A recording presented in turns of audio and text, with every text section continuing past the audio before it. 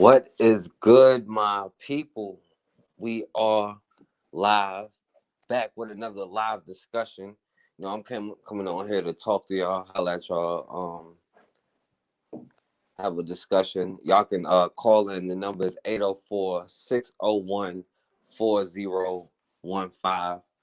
And like always, make sure y'all subscribe to the backup channel for when I put the new videos up. They're going to be on that channel. I can't put them on this channel because YouTube, like, they give me a strike on one video at a time, just so they can not let me upload whenever they feel like it. So make sure y'all subscribe to that if you want to get the videos that you're used to seeing. So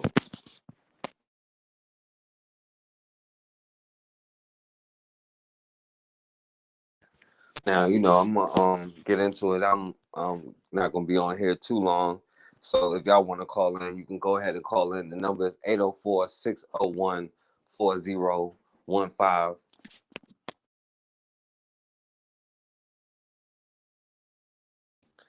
Now, since there's been this big talk about, this critical race theory, and they are blatantly clear that they do not want you to know your history, you need to start asking yourself, why is that? Because the thing is, when you're dealing with a psychopath or whatever, and you can tell when somebody is in, like, not authentic with you, unauthentic, when they're gaslighting you, and you could tell by when they're gaslighting you about how every time you bring up certain subjects, they start bringing up other subjects that have nothing to do with you. Like in the case of reparations for black people, they start talking about slavery in Egypt and every other thing under the sun without even realizing all of those other groups did get reparations that they're talking about, especially with harm to you in America. But again, this is a question about your humanity. See, the thing about a psychopath that we got to understand is they have to have a certain level of delusion so that they can sleep at night and they can feel like they're not wrong for what they're doing. They got to feel like there's some kind of way that what they're doing is justified. Because if we really understood everything that happened to us in America, we wouldn't even be asking for legislation or any of that to get what we are owed. But understand that our ancestors' blood, sweat, and tears will not go in vain. See, they understand better than we do, but what they would have to do is admit what's going on, brother Bakari. And definitely y'all can call in.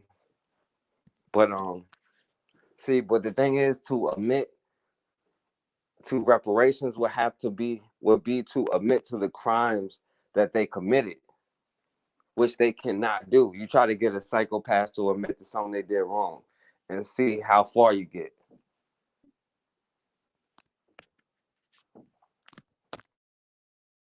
But that's why they are adamant about not teaching your history, and they try to muddy the waters. Now, I know everybody heard about the whole thing with the 40 acres and a mule, about the whole promise for land or whatever. But what they don't tell you, and you ain't going to find it in those school books, you aren't going to find it really anywhere, about how all of that came up, right? Because we already know about the whole history of the Union and how they were getting crushed in the war until they came crawling, begging for black people to help them. See, this is the stuff they won't tell you. They try to say, oh, well, all of these people fought to, free you in slavery, right? How are we going to possibly give reparations when they never even fought for your freedom? The Union soldiers hated you just as much, right? But Lincoln was willing to cut his own nose off to spite his face, right? And as a result of that, right, emancipation only in Confederate territory was the answer. And even then, when the Confederacy started losing, once black soldiers get involved, then Jefferson Davis wanted to start adding black people into his troops.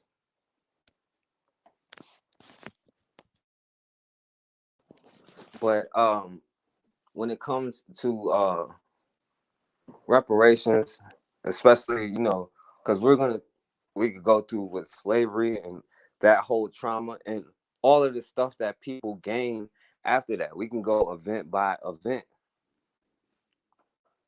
But right during the Civil War, when the Union finally gained control over the war because they were using people that were running away from slavery to fight in the war, so they gained control.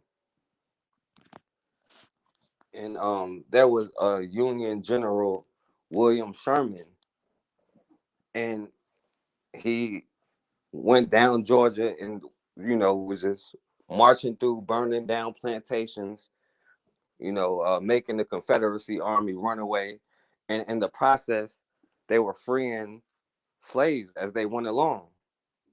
Now, it wasn't for their benefit. Again, it was for war purposes. Right? They were willing to cut their own nose off just to spite their face.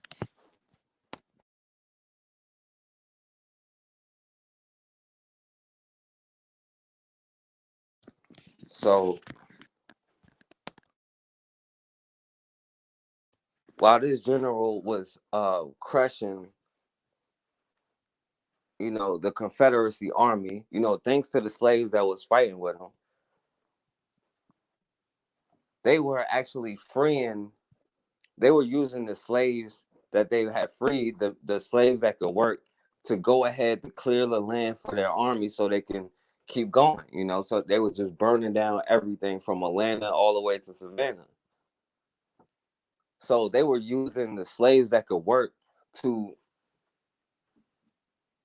make sure the land was good, right? But the other slaves who were free, like the women, the children, the elderly, they were tagging along just so they could be safe because they were caught by the Confederacy. They were probably going to be killed or put back into slavery. So they were following them. But of course, the Union soldiers hated you. See, what they won't tell you is, even though they weren't supposed to, the Union soldiers were holding slaves and calling their slave masters, right, to come get them and charging them, or either they would just sell them for a higher price. And they were doing all of this kind of stuff, even though they were supposed to be fighting for your freedom. See, this is what they love to tell you. Like, revisionist history is what a psychopath does, so they can look like they're the hero, like they're on top. But what these people did is actually savage. That's how you can tell it's just projection.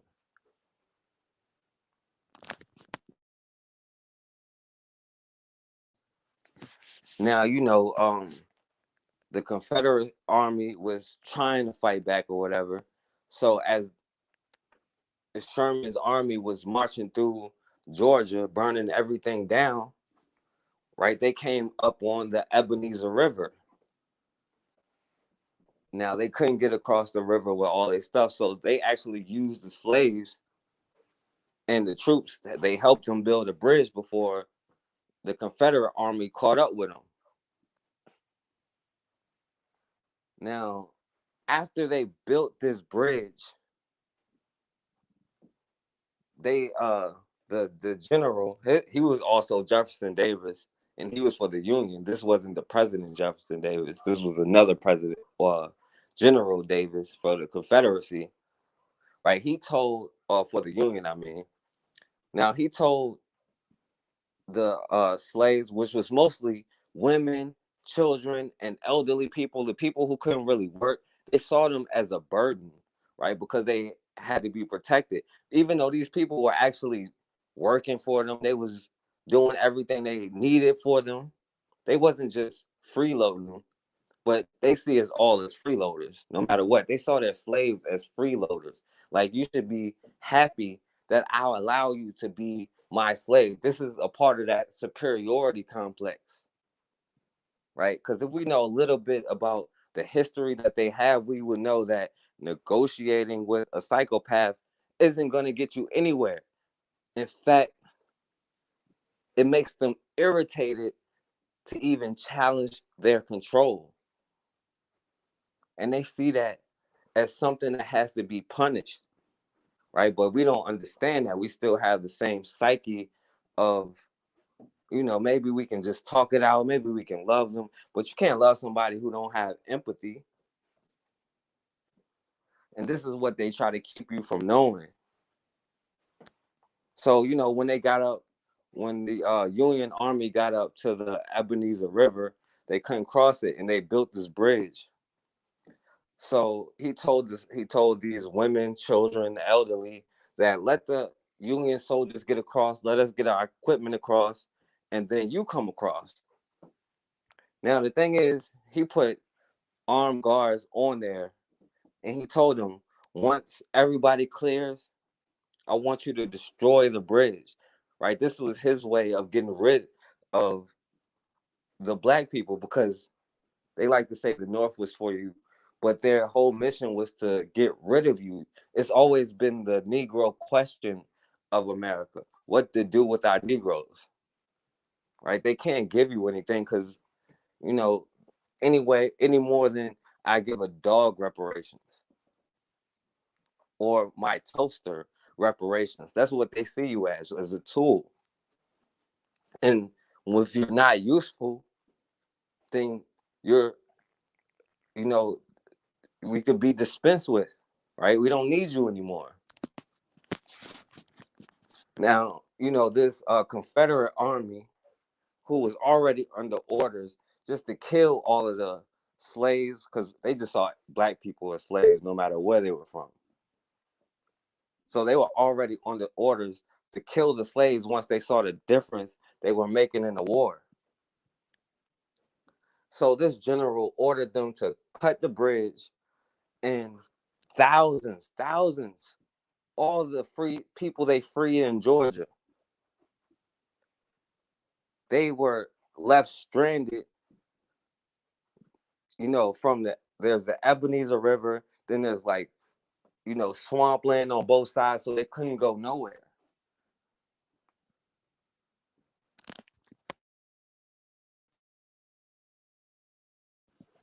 And, the Union soldiers looking at them from across on the other side, and they let the people, the slaves that could work and do stuff, they let them go across. But his orders was to make sure none of these, what they call contraband, they called them contraband. They said, don't let none of them cross this river. So when the Confederate soldiers came up, the people already knew what was up, right? And, it was straight chaos. And hundreds, if not thousands, but hundreds of people died initially when when the Confederacy came and was stampeding them, right? They just died in the stampede. And thousands and thousands of people, women, you know, elderly people, children, they all jumped in the river just to avoid facing the army. And they all, most of them couldn't even swim.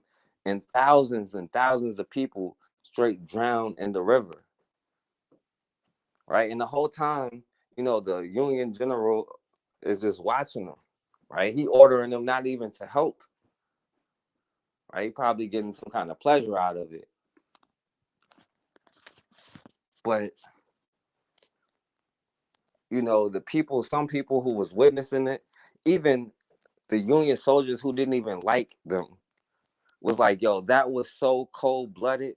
Like, they went to the authorities on this general. But the people that didn't jump in the river, right? They said they suffered an even worse fate than the people that did drown in the river, right? Because the army pulled up on them, shooting them, cutting them, torturing them, doing whatever they could, right? They were just slaughtering them. And keep in mind, these are just women and children.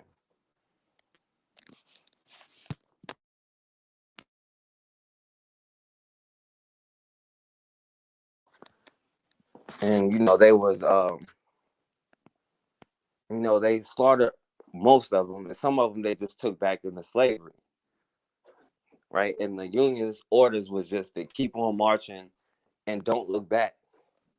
Now, there's no telling how many people actually was slaughtered that day, but this is the whole Union army for you. The people that was fighting for you. But once the word got out about what happened, some people was actually mad because to make another psychopath who feels the same way as you feel like, oh, that was wrong, that shows you how sick that person was. So, they had to kind of make it up. But their whole goal for making it up wasn't because they felt bad. It was, how can we get more colored troops? How can we get more black people to join the army? That was their main goal.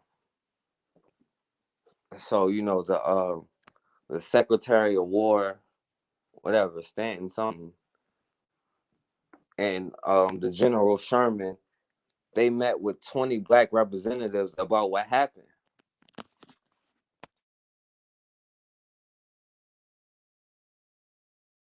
Because, the people were still mad, but they met with them to talk about how they were going to go forward.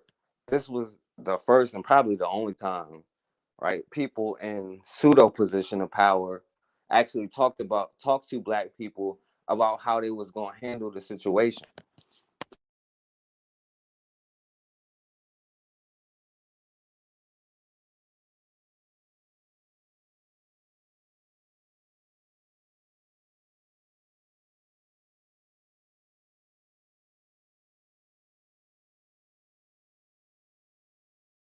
Now, they ended up meeting with 20 people from the black community as representatives or whatever.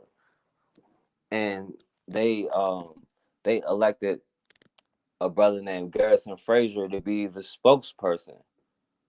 And the General Sherman, and he didn't really have any command to do it, but he said, I'll give you free slaves protection while we try to figure out what's going on with the war. Now, the whole mindset, and this is always in the mindset, which I don't know why we still sign up for their wars, is all technology, right? Any con man, salesperson, whatever, they'll tell you what you want to hear until they get what they want. And then they disappear, or those promises or whatever they said, you never get them.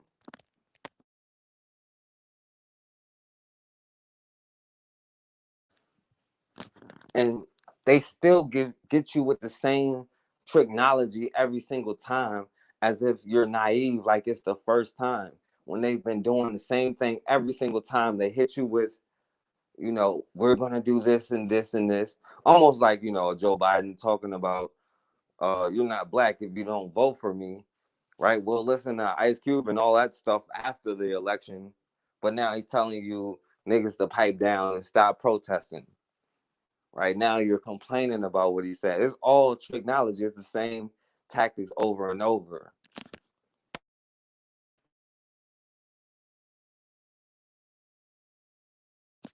What's going on, time to work?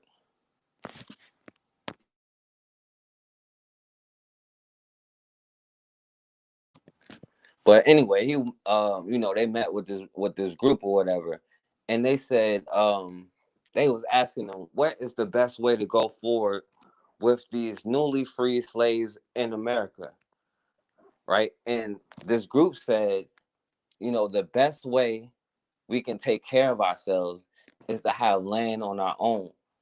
We want to be placed on land until we're able to buy it and make it our own, right? And they asked them, would you rather live scattered among whites or in colonies of their own? He said, I would prefer to live by ourselves, for there is prejudice against us in the South, well, all over America. But he said, prejudice against us in the South that will take years to overcome. Now, he said that statement in 1864.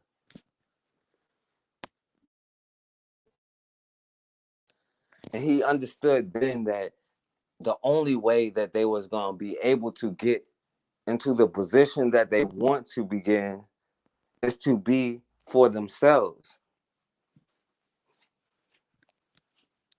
And the general asked them about what the war mean to them, what the emancipation and all that stuff mean to them. But I'll tell you, hindsight is 2020. We can tell you clearly what it means now. It doesn't mean anything because their words never mean anything. The words of a con man, oh, all of that stuff, they never mean anything. It's to sell you on a dream. And the whole time that con man is laughing at you like you're gullible and you're a sucker and I got you.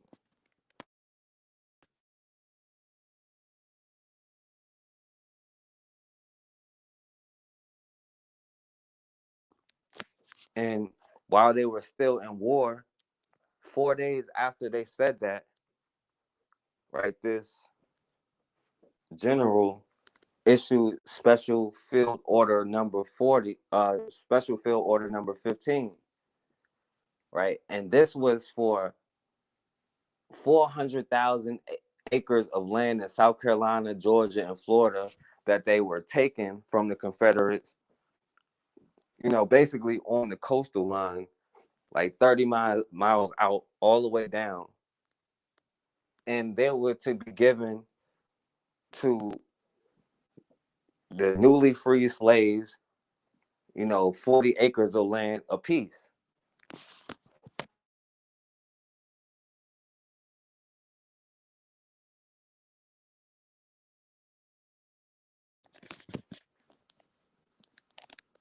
And by the way, that slaughter, and there's not a lot of information out there about it, and I wonder why, but it was the Ebenezer Creek massacre.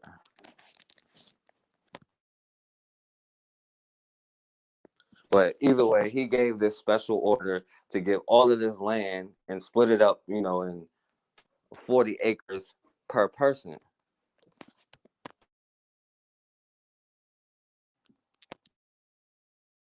Now I forget how much money it is. It's like it'll be worth $620 billion today, right? Because they were able to build their own community. They were governing themselves,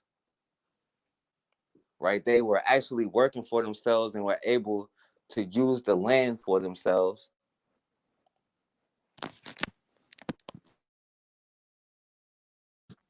They built their own institutions. They had their own educational systems, their own governments, right? They handled all of their business for themselves.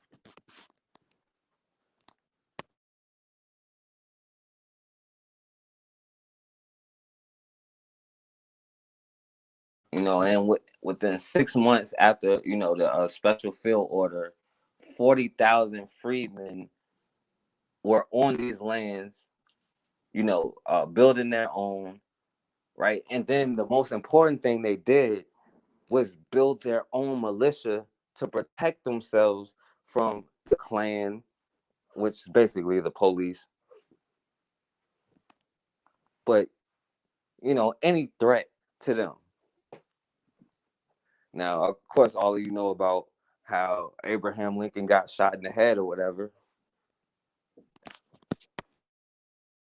But after that, then Andrew Jackson, the guy that put on the $20 bill, right, who went to war, made his claim to fame, taking the land from slaves in Florida and putting them back into slavery, right? Because before, people out to say, the North was free, the North was this, the North was that. The North was the first people to start slavery, right? Massachusetts was the first to pass a law to make it legal to be able to sell children in the 1600s. Your children, specifically, because they like to say, oh, it was slavery is all around the world. No, the slavery in America is specifically unique.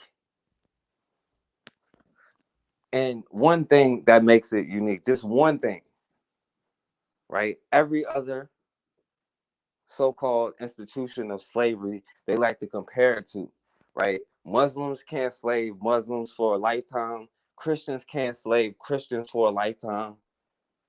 Even in the doctrine of discovery, they said they could not enslave another land if they practiced the same religion. America was the first to go against their own doctrine, right? Because they passed a law that said getting baptized as a Christian will not get you out of slavery.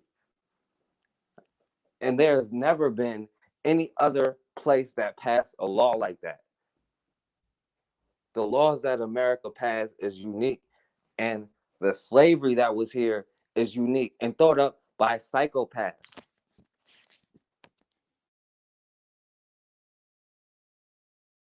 And not only that, they can only compare it to other psychopaths. And you know, when Andrew Jackson became president, he said he wanted to give the land back to the very people who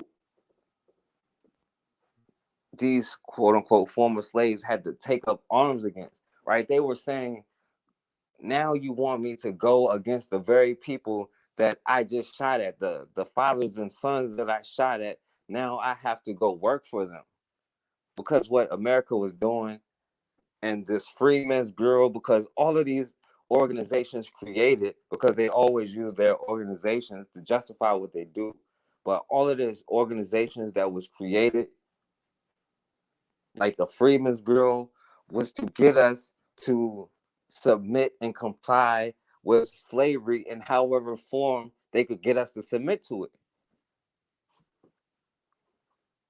Now, the thing they won't tell you about history, and you probably only find in like a very few sources, is when America and Andrew Jackson and them came to take back this land, and especially in South Carolina, the people who had just come back from the Civil War, they were ready for that. They knew that.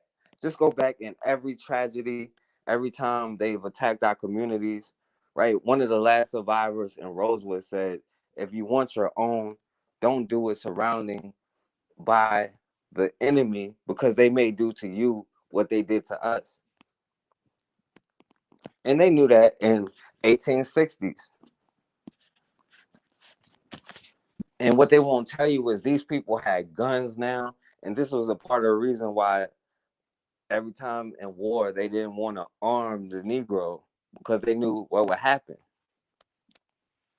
And these people was actually getting pushed back. They were beating the U.S. Army. Most times they went against the U.S. Army, they was beating them.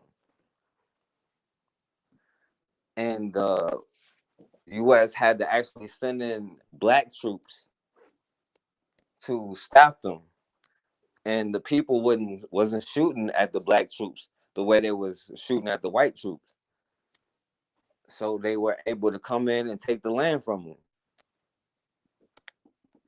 Now, Andrew Jackson, he issued this amnesty, right? And see, they're gonna stay on code. Like, this is all a part of them being on code, and why they always throw that division, and why they always gotta bring up other topics and subjects and all of that.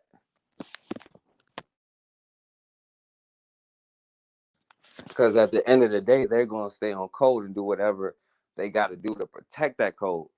And Andrew Jackson said, even though y'all was treasonous, went against America, went to war, we're gonna give you a land back, and all you have to do is pledge an oath of loyalty. And they just gave them all the land back, which would be worth billions of dollars today after a few months. And these people built their own within a few months.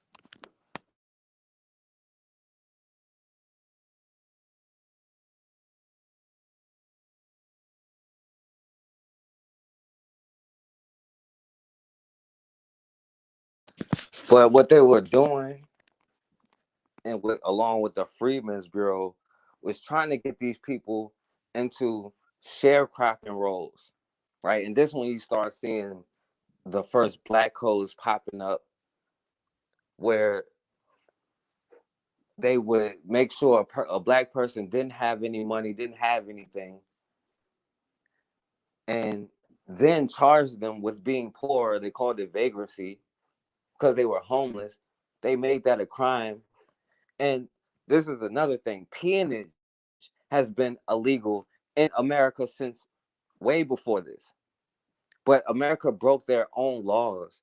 And it took to like 1940 something, when World War II, again, when America was trying to suck up to black people to get us to participate.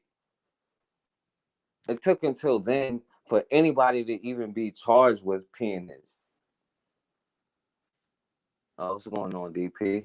I'm glad you all right. But see, this is America violating their own laws. Because when you start talking about even under their own laws, this is where you start getting into, the reparations talk. Slavery is not illegal to Europeans. Slavery is not illegal in America right now. They can legally put any one of us in slavery anytime they feel like it. Because these goes back to those black codes that was created when Andrew Johnson took over, and the KKK and all of that stuff started being created.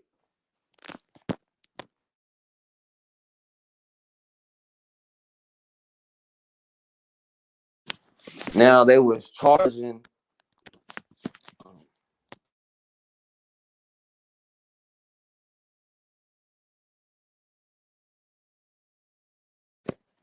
yeah, damn, I'm sorry to hear that, time to work. But they was charging black people with anything and everything. And then not only that, once the person gets charged, if they have children, they would send the children back to the plantation owner, their original plantation owner to start with. So now they was just right back into it. And what they was now calling it, instead of slavery, was sharecropping, where they was just straight up stealing their resources and money, now even more illegally than they were doing it a few years before. Because they were trying to convince black people to go back to work for the very people that tortured and brutalized their family for centuries, and just go back and work for them, right? Since the very first start, they never said, okay, we're going to find a way to get you to work for yourself. They're saying we're going to get you to work for them.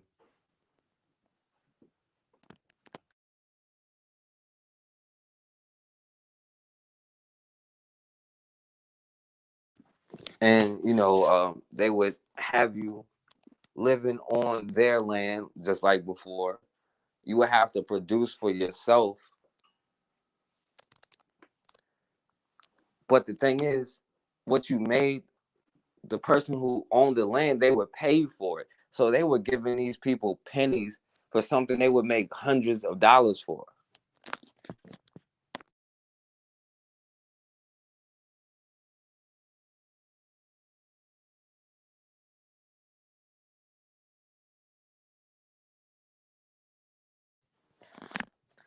And of course, it wasn't really by choice. They was forcing them to do this. This is why they was passing the black codes. It was illegal to look at a white person in the eye. It was illegal to talk what they say, or being smart to a white person. Whatever. If they just got offended by you, it was illegal. And they put you right back into jail and have you working, leasing you out.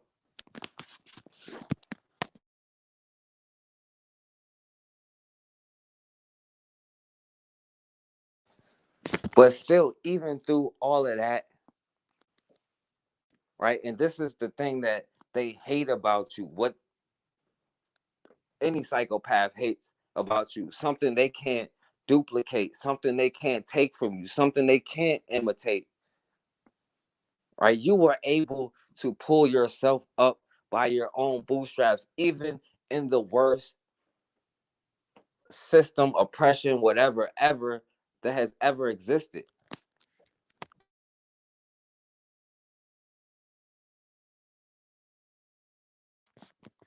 All right, I appreciate that, DP. All right, no matter what they did to you, right? Hanging people, slaughtering people, trying to destroy towns. You built yourself up, pulled yourself up by your own bootstraps, something no other group in America can say to this day.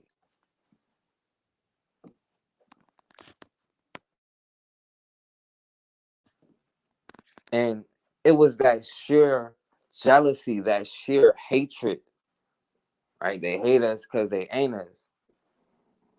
It was that sheer hatred. Like, oh, this nigga got a piano. Who do he think he is? Because you got to remember, these poor white people are sold on the idea of whiteness, meaning I'm better than any black person there is, no matter what they got. So that hatred led them to destroy black communities, right? Because, during this quote unquote Reconstruction era, which was really a restoration era, because what group or whatever, what nation do you know that loses a war and still gets to fly its flag? To this very day, they're still arguing about flying their flag on government property. You don't see anybody else flag flying on American soil, especially if they went to war. You're not going to see a German flag in America. So why are you still seeing Confederate flags? It makes you wonder who actually won this war. But see, what the North did was actually compensate the slave owners, right? They paid in a lot of places, like in DC, right? Because again, Abraham Lincoln never freed the slaves. He said, if you be loyal to the Union, you can still have slavery. So places like DC, they would get $300 per slave, right? All of these places, they were getting paid for slavery, for releasing their slaves, not the victims of the abuse. The victimizers were getting reparations.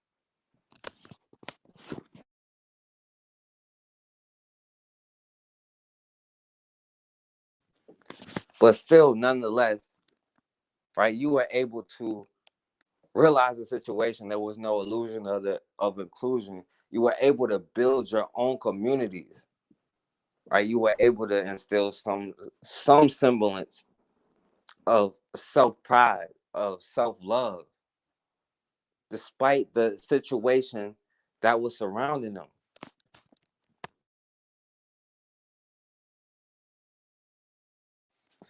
You still built black communities with black schools, black institutions, black banks, all of that.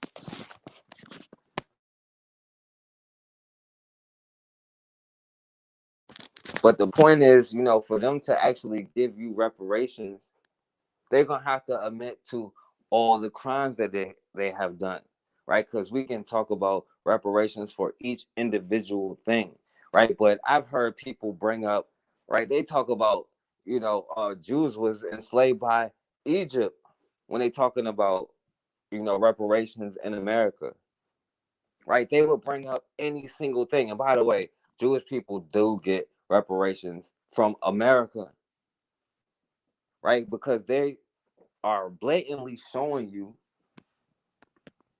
that they don't see you the same as somebody else, as anybody else. And when it comes to a question of you, it always becomes a question of everybody. But when it comes to you, they still have a question of passing a voters' right act. Now, if you're a citizen, you shouldn't have no voters' rights act passed. That goes to show you they're telling you you are not a citizen.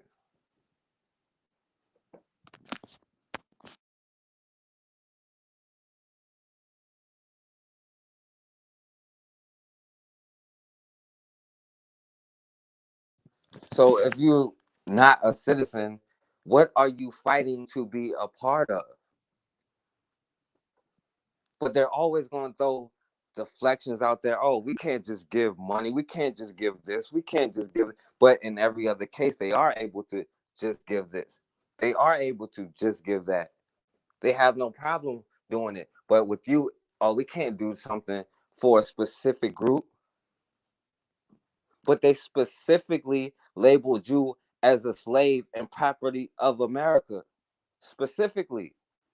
They specifically said if you was born to a black woman, then you will be in perpetual servitude. But when we say, okay, we want damages for being kidnapped from the countries that we were in, they said we can't be too specific with you. We have to pass something that will benefit everybody. Because this is a sign of gaslighting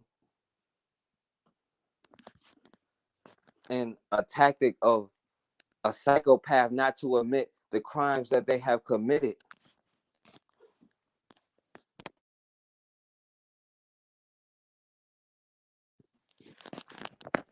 They won't compare other groups. They try to bring the Irish into it. But do you know the difference between you and all of them? We're still fighting about where we come from. We argue about we come from here, we come from Africa, we come from here. An Irish person will tell you, I come from Ireland. A German person will tell you, I come from Germany. They came here on their own. They did what they had to do on their own.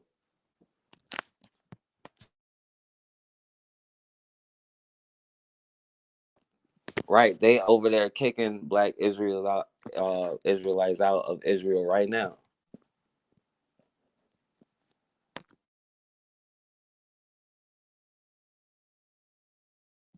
Well, to be honest, it doesn't really matter what they do with reparations, but this is the technology of it all. They try to make reparations a specific thing, and I'm not sure. I forget which state. I think is I forget. It's like North Carolina, Georgia, somewhere where they actually passed where they're going to give black residents reparations. Well, they're just talking about it, right? You can do whatever you want. But this is the whole technology. See, they're going to try to lowball you and tell you certain things about whatever it is, right? But reparations is just more than that. Because why are we sitting here still paying tax money to a country and that tax money is being used to oppress us? Why isn't our tax money going within our own communities? Why isn't it going to build infrastructures, right? Why isn't it going to build schools and programs and everything to teach this financial literacy instead of saying, okay, we give black people this, they're just going to blow it? Well, how about we build financial institutions to teach them if I get money, we're going to put it together? And who's to say that somebody is just going to blow what they have? Will some people blow it? Yeah. Will some people make that money a fortune? Probably. But it is theirs to do whatever they feel the right to do.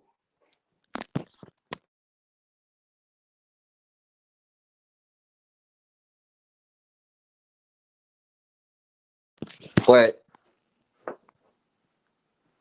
the problem with the whole discussion of it, right? They have to keep us fighting with each other. See, what they did was create this system of tribalism.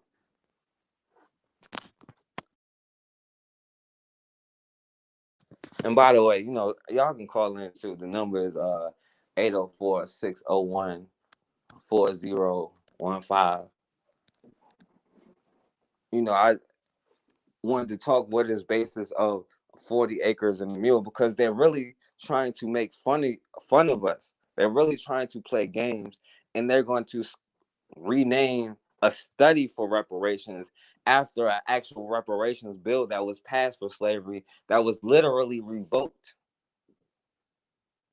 Now they have every other group putting their 2 cents in on it, but Jewish people get reparations. Until they break us all some of the reparations that they are getting, they don't have anything to say to us, right? They can't check us on nothing. I don't care if we say, but we're scared to even say the word Jewish. But why? What more can they do to us? What are they going to kidnap you, take your language, your religion, your mindset, the things that you know about yourself, your history? What are they going to do? They're going to economically starve you? Are they going to sell you? These are the very people who created slavery on credit, right? They were the first creditors for this. But we can't call them. You can't even compliment them. Why are we sitting here agreeing to that? Right? We hold all the power, all the say. That's the whole key to it. Once we realize that we are the ones that got the power, that got the say, then we can't be stopped. But this whole history about everything, right? Like how they was given all of this land, how the white middle class was built off of handouts, how the Jewish community got reparations for what they did.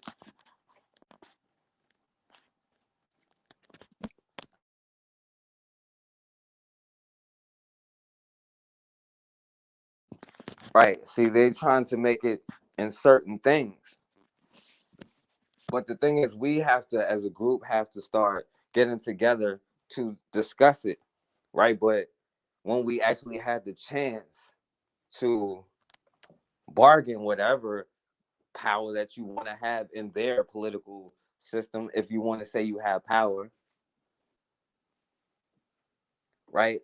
We made fun of people like Ice Cube for saying, oh, we should go to both candidates. We said, no, we want the lesser of two evils first. Before that, we wanted the black president. Before that, we had to get George Bush out of office. Before that, oh, the first black president, Bill Clinton.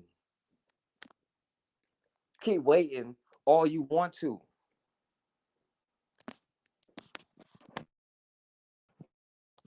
Because, like I was saying, after this whole promise or whatever, and black people was building their own communities, yeah, they built their own governments. But then Europeans are not going to sit in their place. They are always going to retaliate. And that's when they start coming with these redeemer governments. And even though they was black cities with black elected officials, they came in and terrorized the towns until these black officials fled, until they gave up their positions.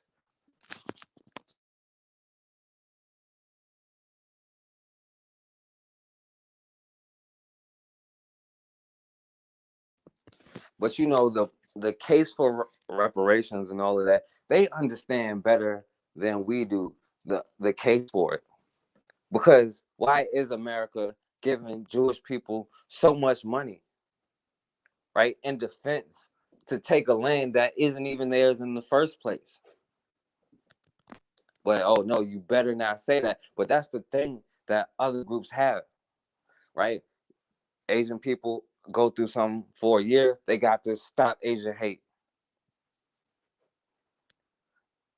right? The Hispanic community, right? Donald Trump in office, oh, it's black and brown. We got to stick together, right? They are racist against all of us. Joe Biden is in office. You don't hear a word about the black and brown anymore. Because, according to Joe Biden, they're a diverse group, unlike us.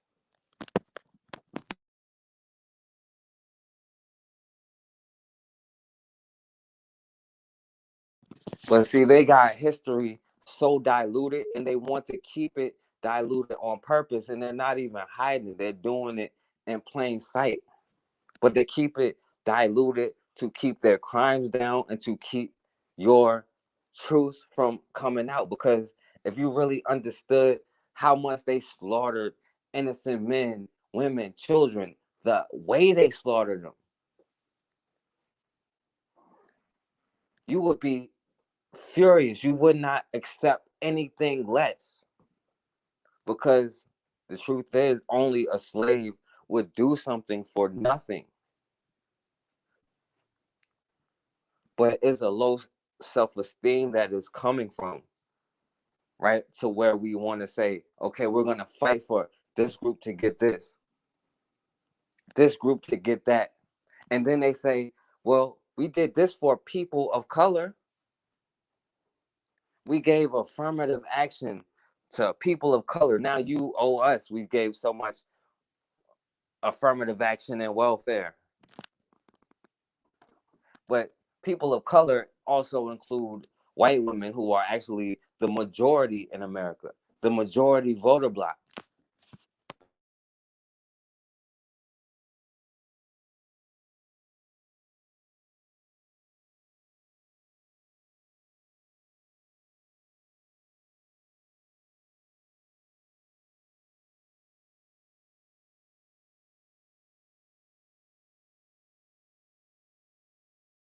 And all of these language, this technology is used to keep from giving you what you are deserved, right? Other groups are used to keep you in your place.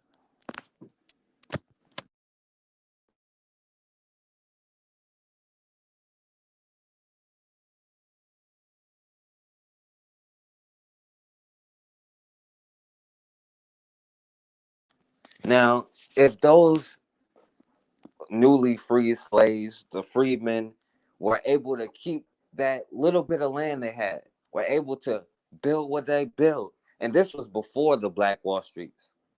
This was before all of that,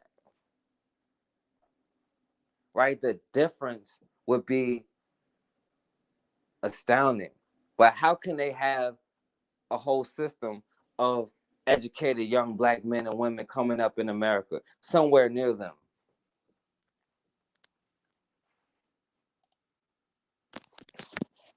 A psychopath will never allow that to happen. They will never allow any kind of threat of control to take place. But that's why this is all in your hands.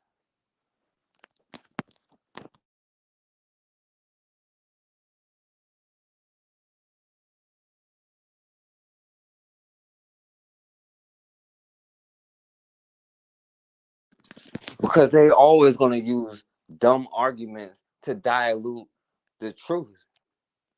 Right? They say, oh, well, what are we going to do about biracials? Well, what did they do about biracials? Right? Because they were sure raping a lot of black women. But do you know what? They were psychopathic enough to enslave their own children. Right? They talk about there were black slave owners. Most of the black slave, quote unquote, slave owners owned their own family. They had to buy their own family's freedom. Right? I told a story about one black woman. She had to buy the rights to this man that she liked, and they ended up getting married, but she owned him as a slave technically, right? And she would rent him out so that they could have money.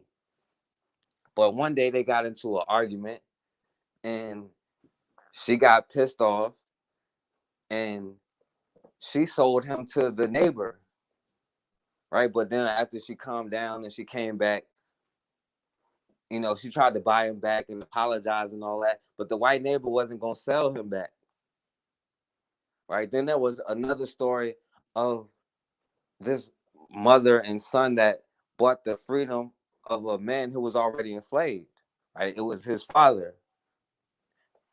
But one day, his father tried to discipline him because I don't know what he was doing, but he tried to discipline him. And his son actually sold him down the river, which was basically selling him into slavery. right? He said he was going to sell them into slavery in New Orleans to teach them a lesson, right? But most of the cases were people like this. And then there were other cases, because what they like to use is people like, what's going on, Andre? I appreciate it, my brother. Then they use other cases like William Ellison, who was a mulatto, right? His father was a slave owner. And his father, which was rare, adopted him as his son.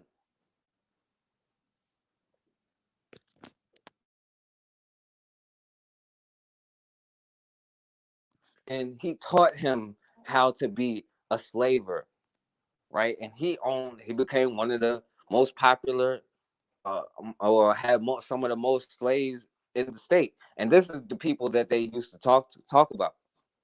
They try to say that the very first slave owner in America was a black man, which is false. They're talking about the brother Anthony Johnson, right? He had a court case in 1654. And this was during like 20-year period where America was relatively equal, but it was still racist towards whites, but it was relatively equal, where black people were technically indentured servants. And he had a case where he had a black man that, ran away, and he sued and got him back, and he was a slave for life, making him, the very first slave owner. But there was a case 14 years before that, in 1640, the very first slave in North America, here in what we call America, the USA right now, was a man named John Punch. He was owned by a white person named Hugh Gwyneth or whatever. Because, see, this is kind of where the difference came in, right? There were three indentured servants that ran away. An Irishman, uh, it was either, I don't know, Polish or whatever. It don't really matter. One of them European groups. And a black man, an African. Right now, all of them ran away. And when they caught him, right, they gave the, you know, the two white dudes, they just got, 20 lashes or something, and their sentence was, their indentured servitude was extended like 3 years. But the black man got the whipping, and his indentured servitude was extended for life, making him the first slave in America. So don't believe none of their talking points, because it's all straight lies.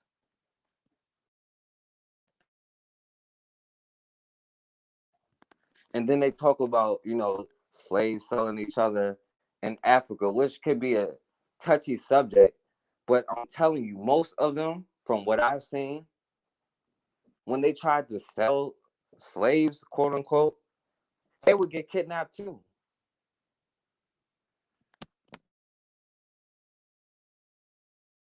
Right? There are accounts of those kingdoms who was, quote unquote, selling slaves. They would go to the people and say, please stop taking my niece, my uncle, my family. We'll give you other people you can take. Just please stop taking my family. Most of those people got taken within a couple of years, right? Because a psychopath has no loyalty to anybody. And you can see that today, how they use the people that could be, quote unquote, coons. You're nothing but a tool. And when your time is up, they discard you, they throw you away. This is the mindset of anybody with a superiority complex. It's a disability, it's a mindset that can't be changed, it can't be talked to, it can't be reasoned with.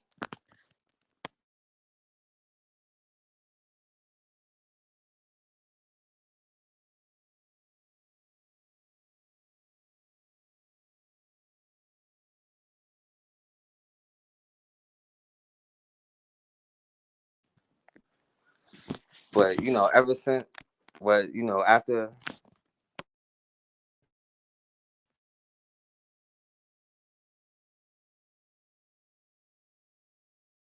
but they just have this mindset to keep you hating yourself and believing everything that they tell you, right? You got to start looking for yourself, because a lot of times when they were taking these people were feeling like they were royalty, right? The quote unquote people who were selling slaves who would get kidnapped, they would feel like they were royalty and they didn't deserve to be slaves. And they were the main one leading these rebellions on these islands from the 1600s, 1500s, all of this time. That's why they had to start keeping a lot of black people separated from each other. They would start mixing them so they couldn't speak the same language and all of that. But freedom is a language that we all can speak.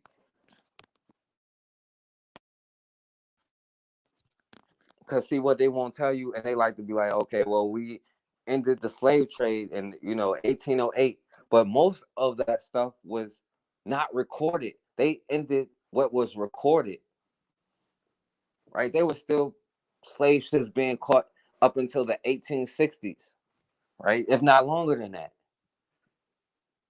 right? It's all about delusion, right? To tell you something that may seem to be true. But the whole point of why they passed it was because people was fighting back, right? Because of what happened with the Haitian Revolution, with Dessalines, and what was happening in America. The people was fighting back the whole time with Gabriel Prosser.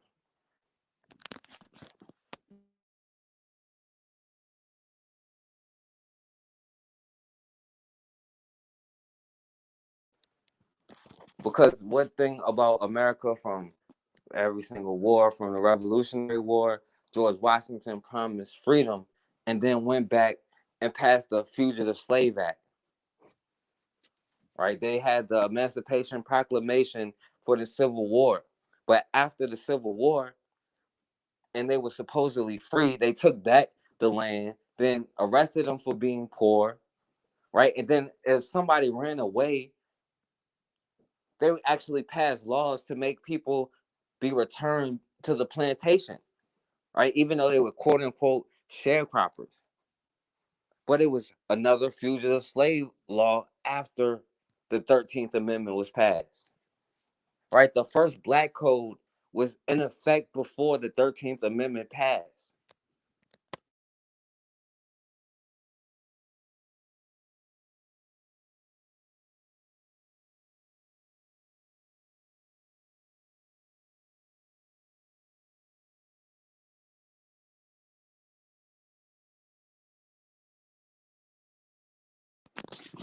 But the whole point was to always be in control of your communities from then.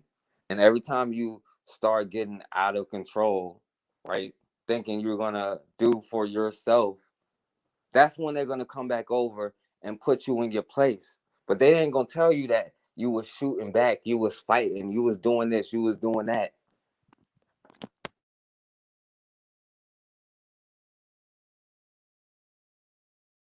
They're going to tell you who your heroes were, who you should look up to, and they're going to completely erase the people that was actually for your best interest out of history.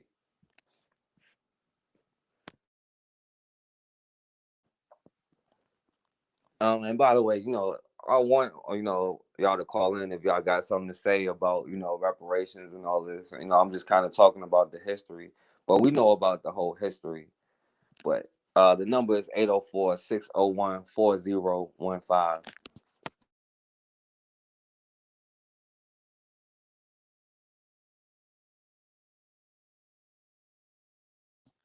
But you got to think, why, if somebody really hates me, don't want me in their communities, why, when I get a community, they try to come through there and violate?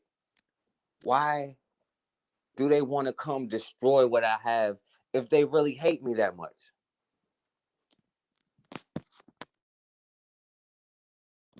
Why do they need me to be their slave if I'm so useless, if I'm such a thug, if I'm so stupid, such a low IQ, such a savage? Why would you want me to be living in your house? That's because that's not what they think about you. That's called projection.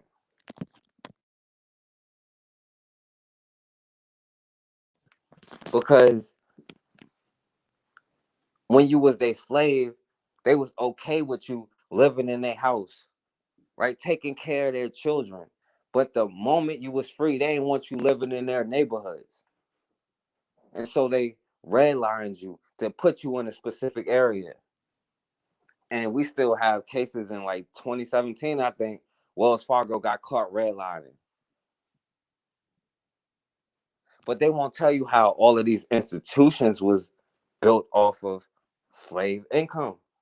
All of these insurance companies, right? We think going to a private school makes it luxurious. These private schools was built off of slave money.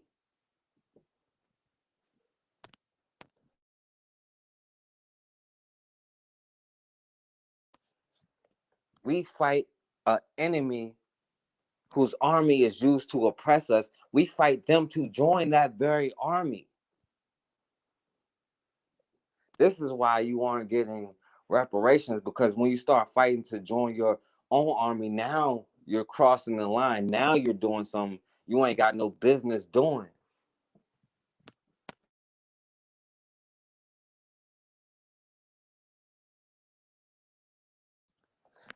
Because all of this is to keep you in a position to make you feel like I don't deserve what is owed to me.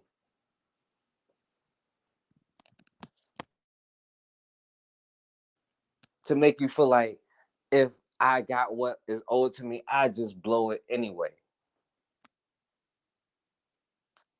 But you should have enough faith in yourself to know that you aren't going to blow it. And even if I did, who cares? It's mine to do with what I will.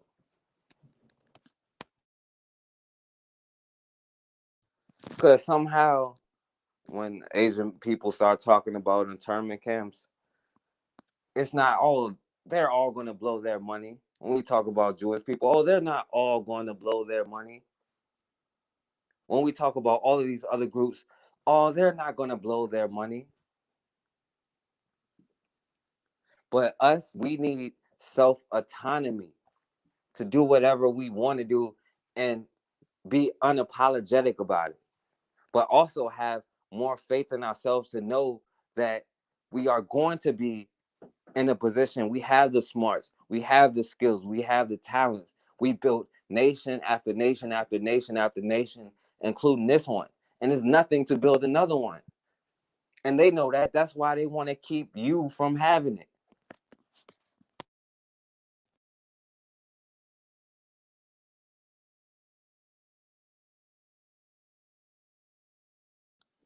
It is just us that don't understand that. And, critical race theory will definitely put a damper on that. But this is the point of having our own areas where we can build and learn and teach ourselves and then teach our children. Because all of this is going to take one step at a time until you have your own nation, your own army to build you, your own army, your own nation behind you. Then what you say has no weight to them, because they've already sold your children, violated your children, fed your children to gators. They've already done everything that you can imagine.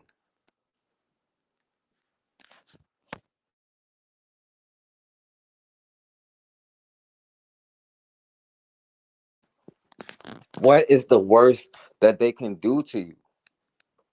They've done everything. They've taken everything. See, but if you ever realize that I got nothing to lose and everything to gain, because they have everything to lose. That's why they respond with more urgency. But Why be afraid? Why be apologetic? They've taken everything from you. They've done everything.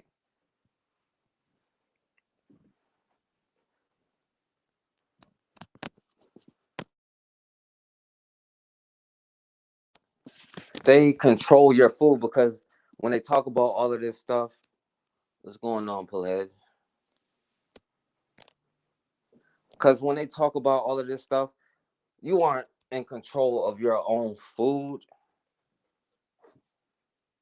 You aren't in control of the curriculum in your schools.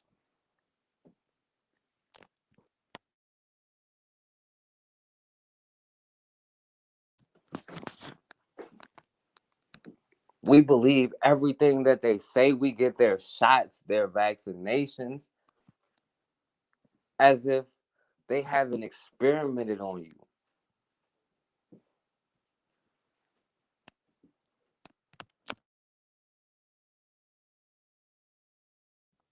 Right? They've done all kinds of experiments on you. The Tuskegee experiment was just one.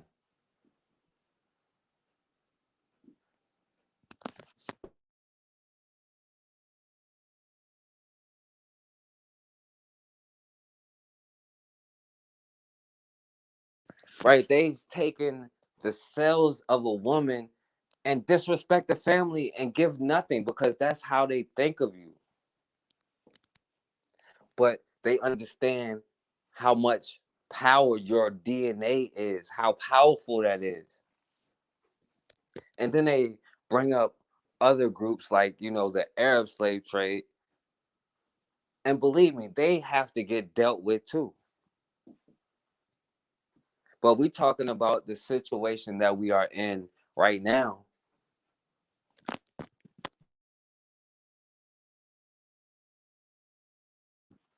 But that's because everybody understands the power of your DNA. That's why they attack your sexual organs. Right? Who criminalizes and demonizes your sexual organs? Right? Exactly. Henrietta Lacks.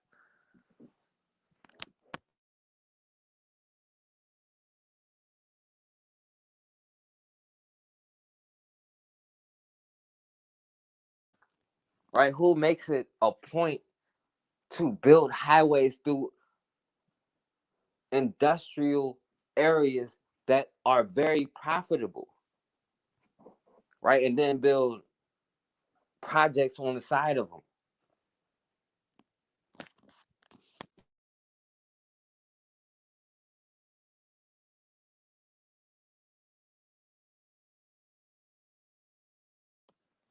But then they'll turn around and talk about Democrat, Republican. We don't care. They're all the same. They're all the same group. They try to compare you always with another European. All of that is nothing but white supremacy. Even when they try to demonize you, it's through the lens of a white supremacist, through the lens of white supremacy, through the lens of a European. They've told you, accept the ways of the European and you be free. Right? You've accepted the ways of the European and you're more of a slave than ever. They told you in America in the 1600s, accept European religion and you'll be free. Then they passed a law that said baptism can't save you from being free. George Washington said, come fight with me and you'll be free. And then afterward, he passed the Fugitive Slave Act. So now the people that were probably free before was getting kidnapped and sold into slavery. Lincoln said, I issue this Emancipation Proclamation. You'll be free. And, well, he got shot in the head. And then Andrew Jackson said, no, give them back their land and go work for them as sharecroppers, aka slaves. Right? And by the way, all those Europeans that like to say, oh, the Democrat is the party of slavery, ask them would Andrew Jackson be a Democrat today? Because he's one of their heroes. They're not going to talk bad about that psychopath, about that thug criminal who deserved the electric chair, right?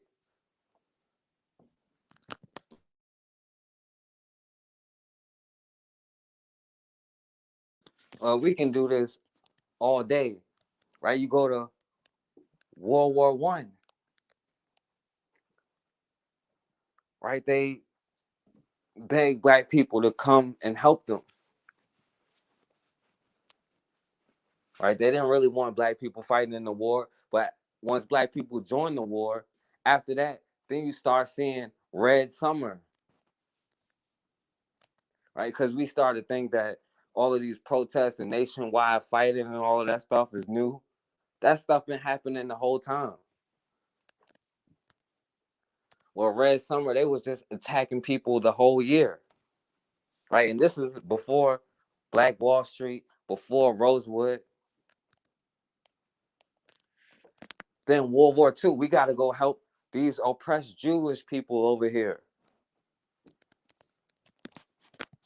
But as soon as you back, all right, I'll take this call.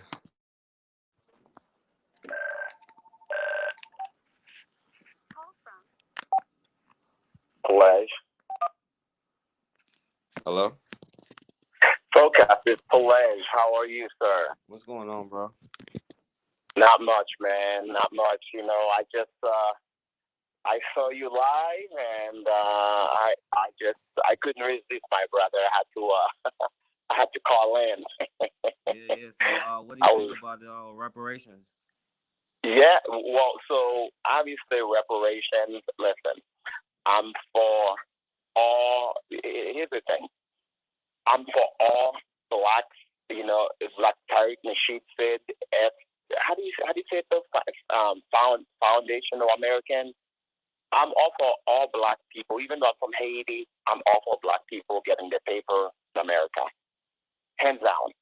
Okay, and for me, obviously, we have grievances with France, and also the listeners too. I will tell them America stole Haiti's gold reserve. Okay, so technically, America or Haiti, I mean, billions, like probably trillions of dollars. Okay, in 1915, America came in and changed Haiti's constitution and stole our gold reserve. And all this drama that's happening in Haiti is because of America, France, Canada, Germany, and other places. Now, when Haiti gained its independence, when it was declared in 1804, you know, Jean-Jacques Dessalines said, for black people, if you leave America, whatever, I'm paraphrasing, okay? I'm not quoting him. You will be free in Haiti.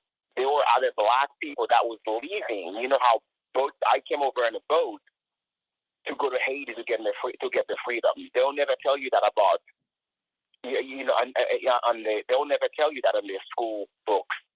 Okay, now even though I'm in favor of my brothers and sisters in America to get the reparations from America, we still won. We are African. And that's the thing, though, too. And I know there's the beef. And then follow my drip. I know I'm all over the place. Please forgive me, Brother Focus. And I promise it will make sense. I promise you. I know there's a slightly beef between Dr. Umar and Tariq Nasheed, but I think they would work together. And I know somebody said, like, ask Tariq, would you work with Dr. Umar? She's like, yeah, I would. But there's a little beef. But my thing is, though, we are one, man. We are one. We are Africans. That's at the end of the day. Okay? Culturally, I know, you know, some of us are American, some of us are Brazilian, some like myself, like Haitian, but I identify as African. So as far as the reparations go, my brother, and I think the very first time I called on your show last year, I was getting roasted by some of. I feel like some of them were trolls. They were like telling me to hang up. But you know, it was the first time I called in. But I just don't see that happening. Okay, I don't see America giving black people Black Americans reparations. Okay, that you're talking about like 20 trillion plus dollars. Here's my thing, Bocas. They could give us 20, 40, $50 trillion if they wanted to.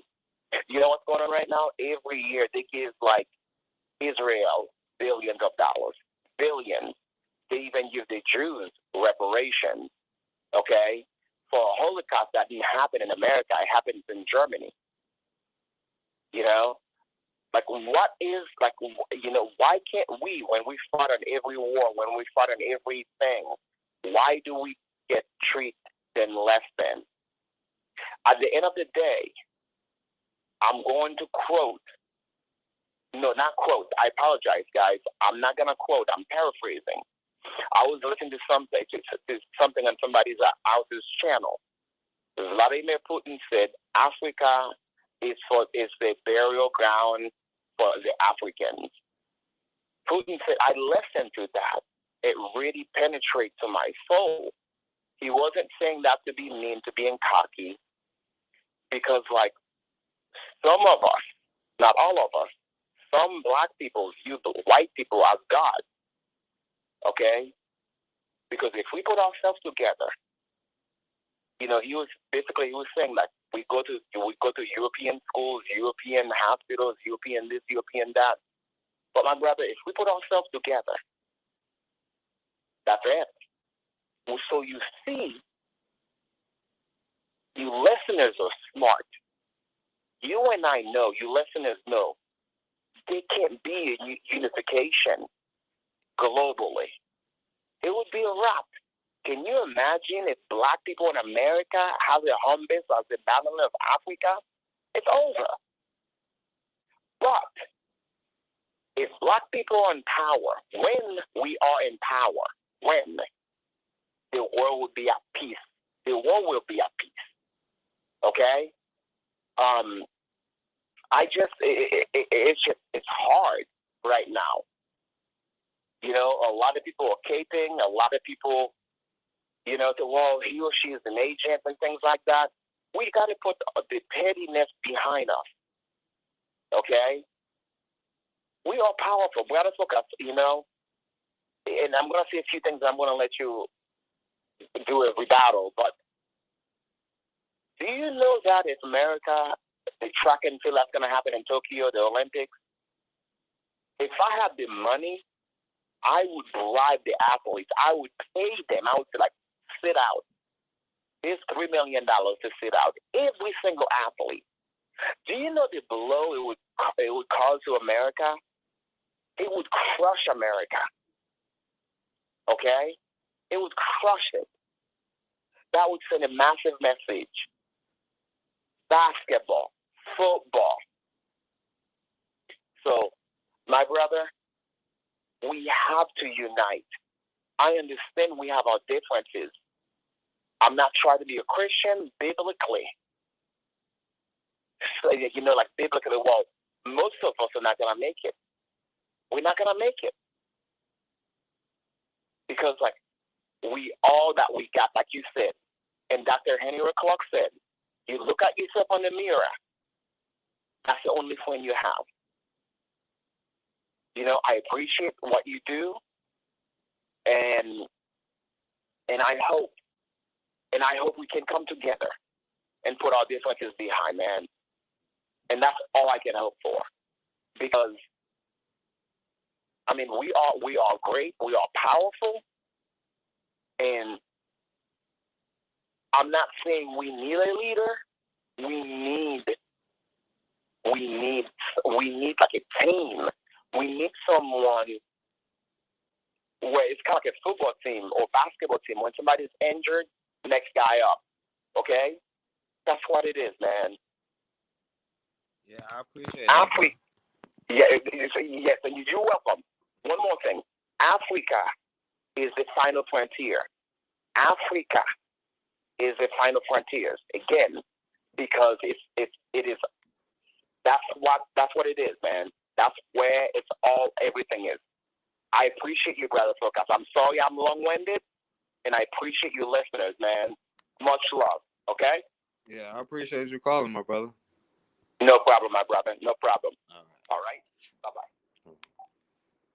All right, and yeah, if y'all wanna call in, you can call in. It's 804-601-4015. Probably won't be on here. And yeah, it's definitely the goal is to unify. And the brother brought up, how black people was going to Haiti at a point. The Mark Vesey plan was to go kill the slave owner and free his people and go sail off to Haiti. And not only that, because it wasn't just the black people saying that the hatred for us was so bad that we cannot be in the same community. I don't know where that mindset changed that or what year that changed. I guess it was 2008, maybe. I don't know. But not only black people knew that, Abraham Lincoln himself said that the hatred amongst the whites towards the blacks was so bad that we just have to be separated, right? And he was trying to get black people to go over to Liberia.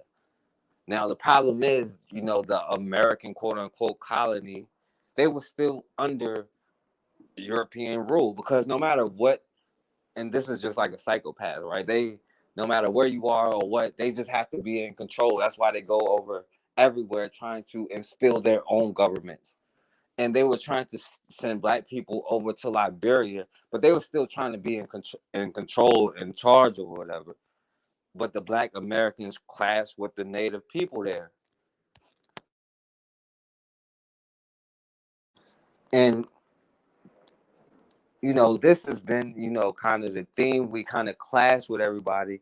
And let me say this, as a black American, yeah, we have to get our reparations, and it's definitely got to come from America. America is going to pay what we owe, just like every other place needs to pay what they owe, right? And they bring up, the barbaric slave trade. But as far as I'm concerned, that's white on white crime, right? If they want to get reparations, if Europeans want to get reparations from the Arabs, that's their business, right? They ain't got nothing to do with me.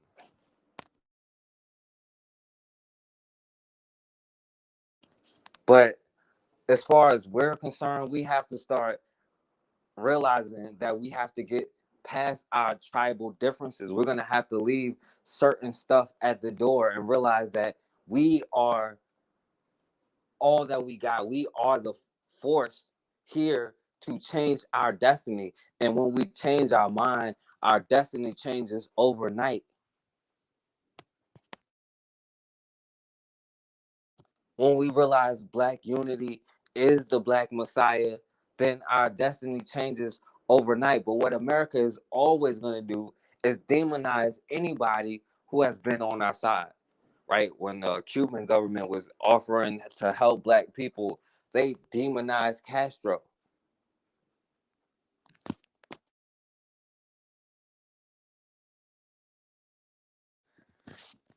And they demonized Haiti in the 1800s. This is a systematic, fundamental part of divide and conquer, because when you're a minority, you got to keep the majority divided and fighting each other so you don't fight the actual cause of the problem. Because any toxic person is going to cause problems amongst anybody that they are around and try to make it look like they are the good guys in the middle of all of it.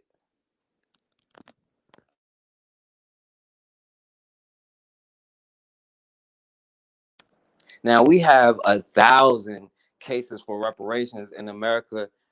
Blatantly sends us messages with this anti-Asian bill and giving reparations to everybody but us. They are blatantly telling you this. But all of this stops when we get to a certain level, right? Because what we have to understand, it doesn't have to be everybody. We just have to reach a critical mass, right? And what that looks like is, like the brother said, you can take the athletes. If everybody, every basketball player said, I'm not playing tonight, I'm going to start my own league or whatever, right? That would collapse that whole industry, right? And most of the players are black. If we was to say we're not shopping at Walmart as a collective unit, they would collapse. And we say we putting all our money into this particular business, it would collapse.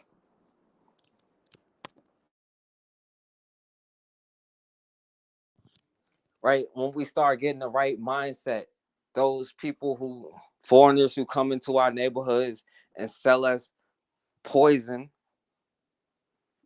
we would say you got 28, 48 hours or 24 or 48 hours to get out of our community, right? And it doesn't even have to be on the gangster way, but we're gonna make sure nobody shops in here again, and you're gonna go out of business anyway. So you got 24 hours to leave, or we can handle it any way that you want to handle it. See, that's when you start getting your own political strength, right? When you start having each other's backs, right? You start having your own businesses, your own platforms, right? You can fund your own quote unquote politicians, but we're still all trying to be intertwined into a system that was built off of our destruction. You can't take the root out of something and still have the same thing.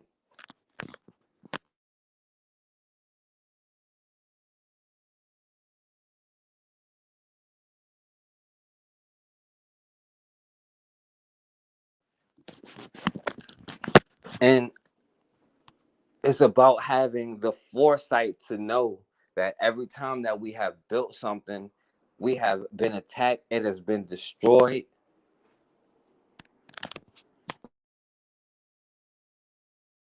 So what can we do to protect that?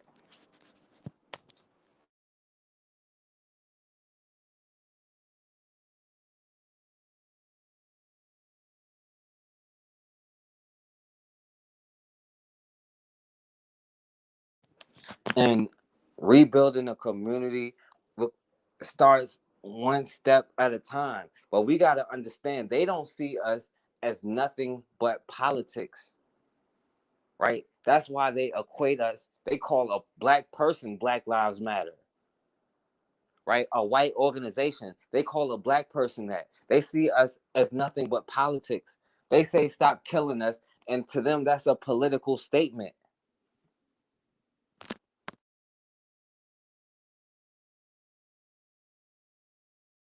That's why they try to cloud everything around it.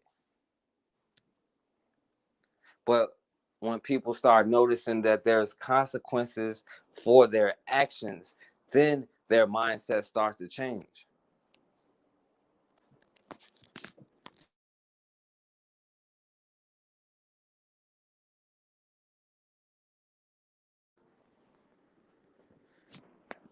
Because one of the, and there's a lot of things, and I ain't even mentioned each of the, like the GI Bill and all of this other stuff. But one of the main parts was the integration and the destruction of black schools, because we see integration as our move trying to integrate into the system. But to me, when I look at history and I see how it played out, I look at that as a counter move from the Europeans, from the white supremacists, to destroy the Black Power movement.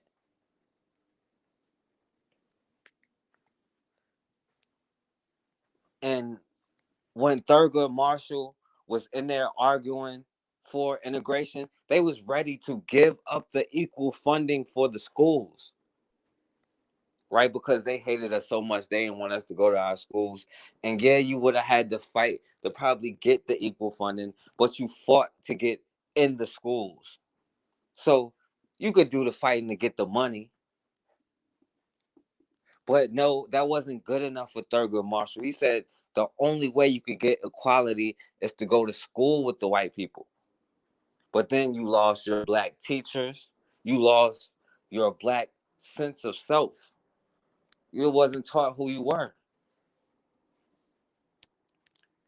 And now they can say something like Barack Obama was your reparations, as degrading and disrespectful as that is, because that's what a psychopath does, like to disrespect you. You try to set a boundary, they're going to cross that boundary. You try to make an argument, they're going to go against that argument. They're going to do everything to cause confusion. They're always going to use technology to keep you in a state of confusion, to keep you at a low vibration, so that you cannot be who you are supposed to be. And they can tell you dumb stuff like Barack Obama was the first black president, when they ain't even approved black schools under Barack Obama.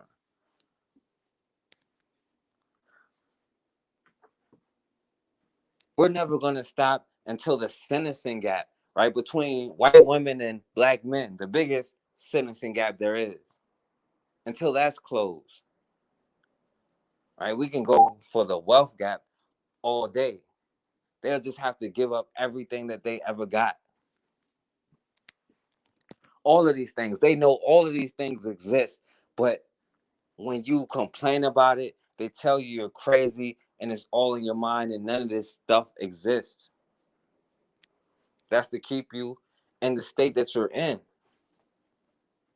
to make you think that you don't deserve what you are owed. Not a handout, what you are owed. And the very people who telling you that is a handout is the very people that had to kidnap you and get you to work for free. And it took handouts to build their middle class, but to you is a handout. That's called gaslighting. That's done on purpose.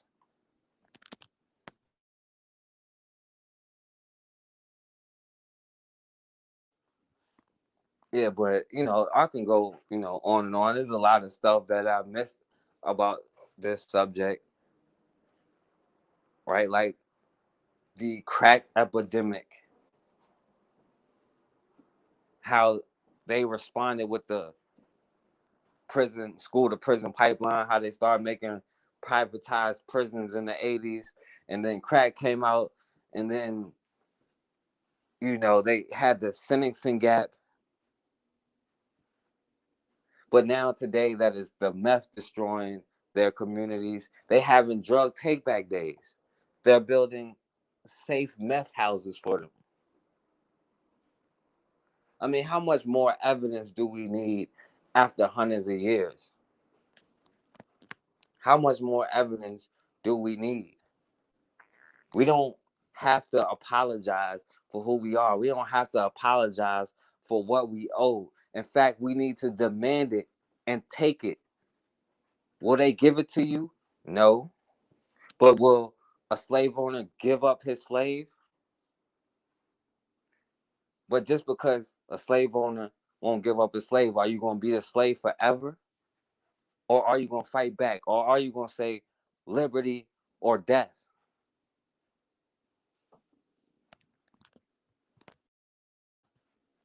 And if you let somebody borrow $1,000, $100, or whatever,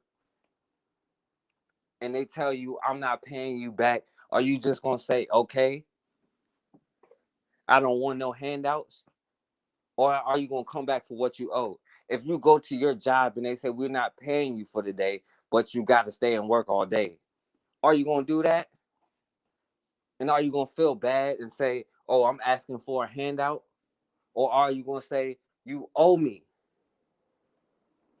Because they try to act like generational curses don't get passed down. What's going on, my sister Shanique?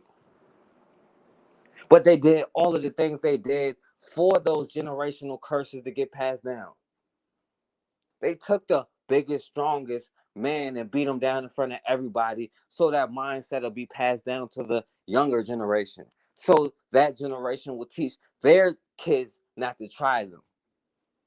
They realized slavery was easier to be instilled in the children than it was to be instilled in somebody who has known freedom. So they taught you to hate yourself and taught you to teach your children to hate yourself. So you be in perpetual servitude.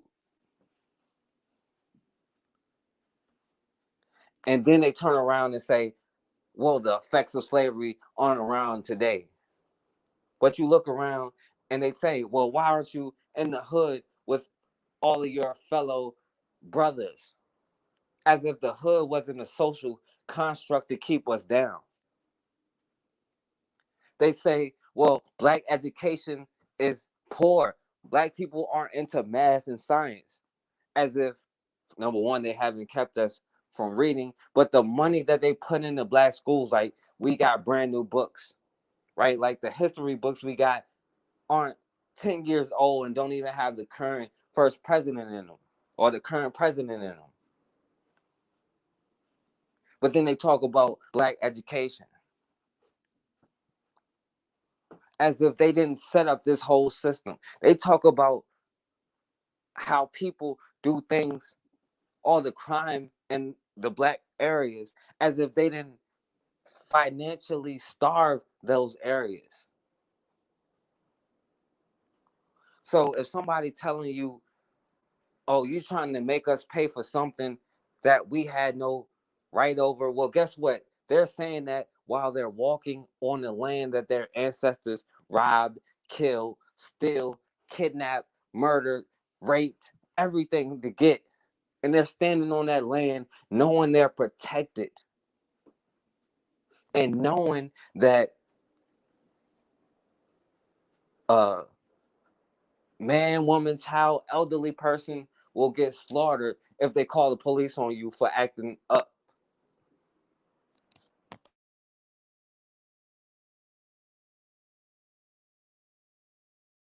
But they'll tell you, oh, we didn't do any of this. They'll tell you we need to forget about the past while teaching you history in school, teaching you false history at that. They understand the power of indoctrination.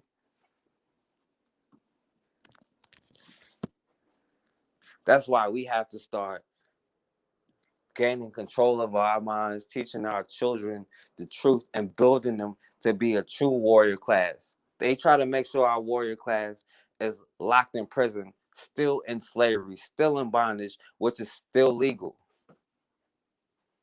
But as kidnapped victims who were forced to work against our will, which is completely different, we are entitled to what we are owed. We didn't do that work for nothing.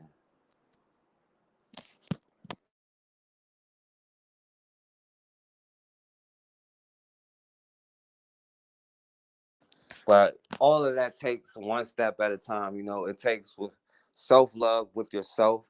Start treating yourself better, understanding the power that you have within yourself, and then you'll start seeing your neighbor as important. The people that look like you'll start having love for them. Right? We'll be able to get on the same page, and we'll be able to talk about our issues within our communities, and we'll be able to build our systems, our warrior class. Will be in control of ourselves. Self autonomy is the ultimate goal.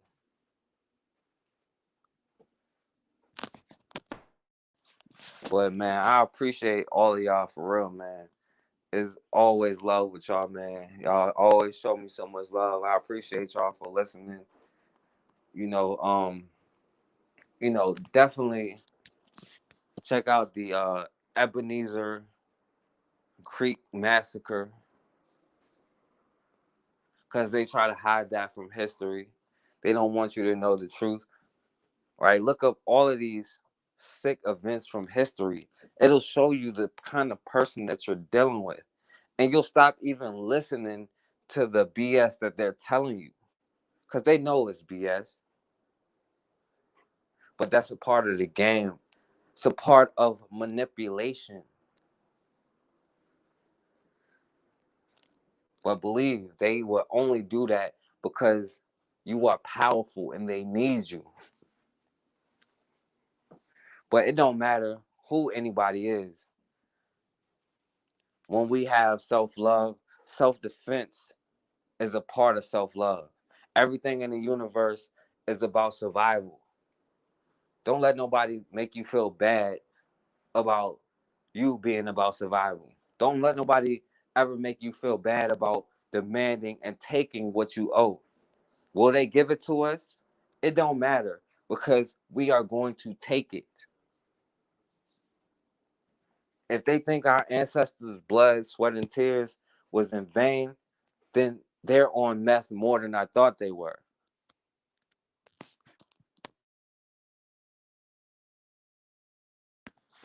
But I'm gonna try to be back on in a few days. Make sure y'all subscribe to the backup channel, the Forecast Radio 24. That's where the videos that you used to are at. I can't put them on this channel no more. So, make sure y'all subscribe to that channel to get the videos that y'all was used to. I'm gonna try to have a video up in a few days. I probably go live again.